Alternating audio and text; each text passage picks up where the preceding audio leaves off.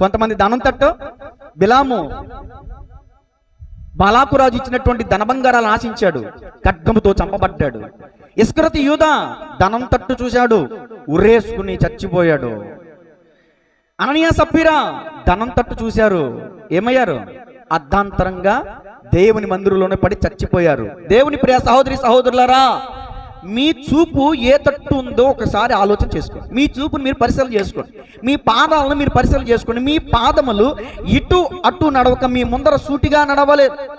నీ కన్నులు ఇటు అటు చూడక నీ ముందర సూటిగా నడవలను. నీ కన్నులు ఇటు అటు చూడకూడదు, నీ పాదాలు ఇటు అటు వెళ్ళకూడదు. కొంతమందికి చూపు వెళ్ళిపోతుంది, కొంతమందికి పాదాలు వెళ్తున్నాయి. మీరు చూపును వెళ్ళజేసినా, మీరు మీ పాదములు వెళ్ళజేసిన కీడులో పడిపోతారు. జాగ్రత్త. ఈ రోజున యోషియా మనకు ఒక చక్కని అనుభవ పాఠం నేర్పిస్తున్నాడు. అతన్ని అడిగితే అతను అంటాడు, నేను ధర్మశాస్త్రాన్ని ప్రేమించాను, దేవుని ప్రేమించాను, కుడి తట్టుకైనాను ఎడమ తట్టుకైనాను తిరిగిన వాడు కాను అంటాడు అతను. మరి మన జీవితాన్ని